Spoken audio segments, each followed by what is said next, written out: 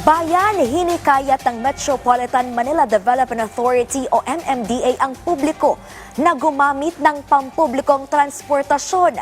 Sa harap ito ng inaasahang pagtaas ng bilang ng mga sasakyan ngayong undas at Burr month season.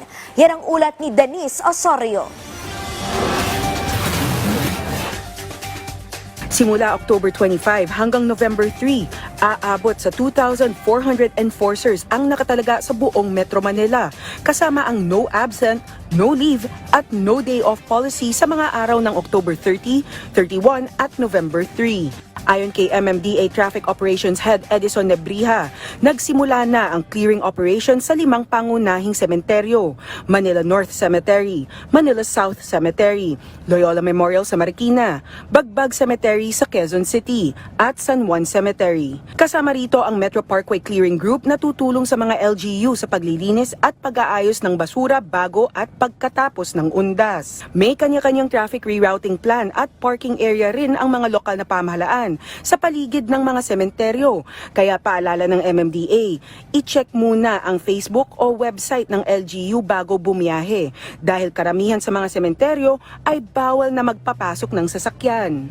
Yung pakikipag-ugnayan natin with LGUs also na panatilihing maayos at maluwag yung mga alternate at saka inner routes natin para maging alternatibong daan kung just in case na mapuno yung main thoroughfares natin like EDSA, C5 and Commonwealth. Bunsod ng inaasahang 20 hanggang 25% na pagdami ng sasakyan sa Burr months, hindi kayat ng MMDA ang publiko na gumamit ng pampublikong transportasyon, lalo na't inaasahan din ang bigat ng daloy ng trapiko sa EDSA na umaabot na ngayon sa 400,000 na sasakyan bawat araw. Kasabay nito, pinaalalahanan din ng Department of Health ang publiko na mag-ingat sa mga malatrang kasong sakit, lalo na't papasok na ang malamig na panahon. Tiniyak ng DOH na walang outbreak ng mga influenza-like illnesses kahit may bahagyang 5% pagtaas ng kaso. Mula 10,265, naitala ang 10,740 cases nitong unang bahagi ng Oktubre.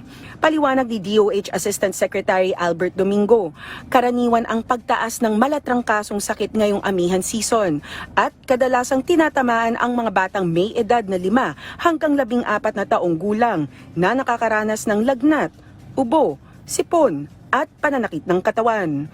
Panawagan ng DOH, lalo na sa kabataan, para iwas trangkaso, maghugas ng kamay, magpahinga, at kumain ng prutas at gulay. Kung may sintomas po, huwag na pong pumunta sa sementeryo. Magpahinga na lang po sa bahay. Huwag po kayong mag-alala, hindi po kakalapitin ng inyong lolo't lola na namatay ang inyong paa. Bilin rin ng DOH na magdala ng face mask sa pagpunta sa sementeryo at suotin ng maayos para iwas sa sakit. Magdala rin ng alcohol o hand sanitizer dahil minsan ay walang tubig sa loob ng sementeryo. Dagdag ng DOH, available din ang kanilang mga mental health specialist sa kanilang mga health tent sa mga sementeryo. Denise Osorio, para sa Pambansang TV, sa Bagong Pilipinas.